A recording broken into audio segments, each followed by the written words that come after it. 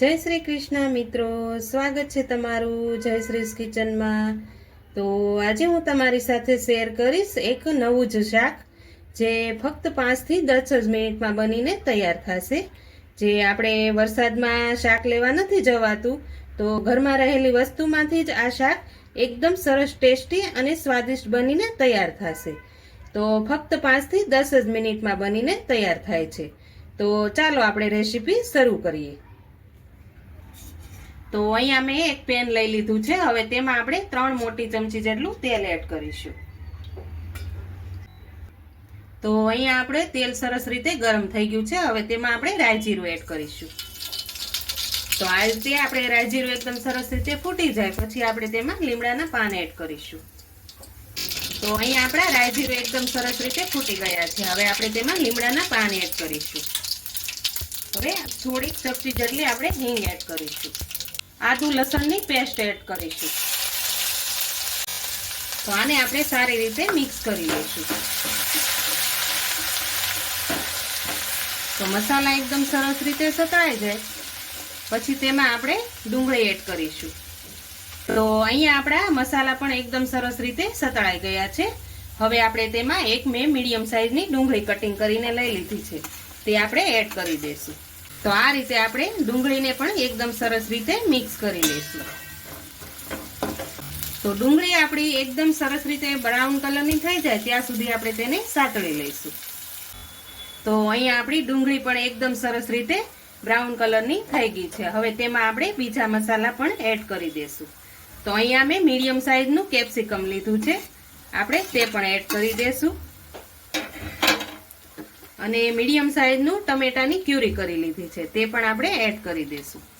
હવે આ મસાલાને આપણે બસ સારી રીતે મિક્સ કરી લેવાના છે।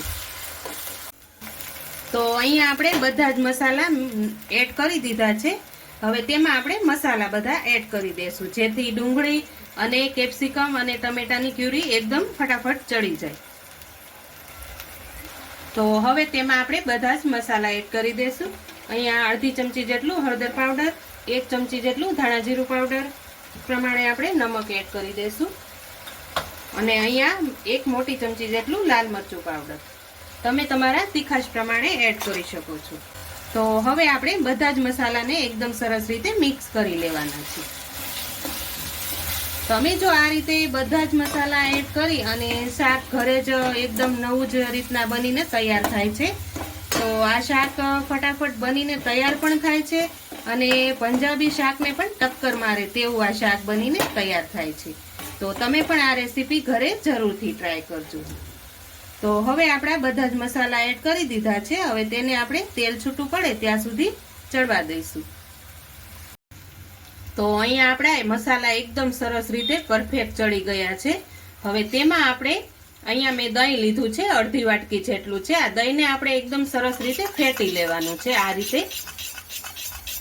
રીતે આપણે ફેટી અને ગેસ એકદમ ધીમો કરી નાખવાનો છે જેથી આપણું દહીં ફાટે નહીં। આપણે દહીં એડ કરીએ તરત જ આપણે તેને મિક્સ કરી લેવાનું છે। તો આ રીતે હું તેમાં દહીં એડ કરી અને એકદમ ફટાફટ મિક્સ કરી લઉં છું જેથી આપણી ગ્રેવી એકદમ ઘટ બનીને તૈયાર થશે। તો આ રીતે આપણે મસાલાને સારી રીતે મિક્સ કરી લેવાનું છે। તો અહીંયા આપણે દહીં એડ કરી અને ગ્રેવી પણ એકદમ સરસ રીતે ચડી ગઈ છે। હવે તેમાં આપણે આગળની વસ્તુ જે ઉમેરવાની છે તેમાં પાણી એવઝવ કરી લે એટલે આપણે અડધો ગ્લાસ જેટલું પાણી એડ કરીશું જેથી આપણી ગ્રેવી એકદમ સરસ રીતે ઘટ બનીને તૈયાર થશે। તો આ રીતે આપણે અડધા ગ્લાસ જેટલું પાણી મેં અહીંયા એડ કર્યું છે।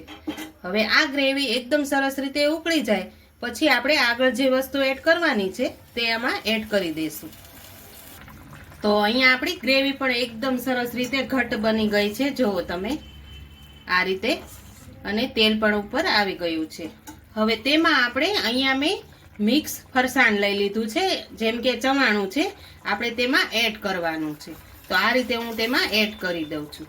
જો આપણને ઘરમાં કોઈ પણ શાક ન હોય ને ત્યારે તમે આ રીતે ઘરમાં રહેલા ફરસાણમાંથી પણ બનાવી શકો છો। આ શાક પંજાબી શાકને પણ ટક્કર મારે તેવું આ શાક બનીને તૈયાર થાય છે। તો હવે તેને આપણે 2 મિનિટ જેવું ચડવા દઈશું। તો અહીંયા આપણું શાક એકદમ સરસ રીતે ચડવા આવ્યું છે। હવે તેમાં હું અહીંયા ઉપરથી આપણે થોડોક ગરમ મસાલો એડ કરીશું, અડધી ચમચી કરતાં પણ ઓછો. અને અહીંયા આપણે દહીં અને ટમેટું બંને એડ કર્યું છે, તો થોડીક આપણે મીઠાશ આપવા માટે હું અહીંયા અડધી ચમચી જેટલી ખાંડ એડ કરું છું, જેથી બધો જ સ્વાદ એકદમ સરસ રીતે આવી જાય. હવે આપણે બધા જ મસાલાને એકદમ સરસ રીતે મિક્સ કરી લઈશું. આ શાક તમે રોટલી, પરાઠા કે ભાખરી સાથે પણ ખાઈ શકો છો, તેવું આ શાક એકદમ સરસ બનીને તૈયાર થાય છે. તો અહીંયા આપણું શાક એકદમ સરસ રીતે બનીને તૈયાર થઈ ગયું છે, તેલ પણ ઉપર આવી ગયું છે. હવે આપણે ગેસની ફ્લેમ બંધ કરી દઈશું. તેમાં આપણે ઉપરથી થોડા લીલા ધાણા એડ કરી દઈશું.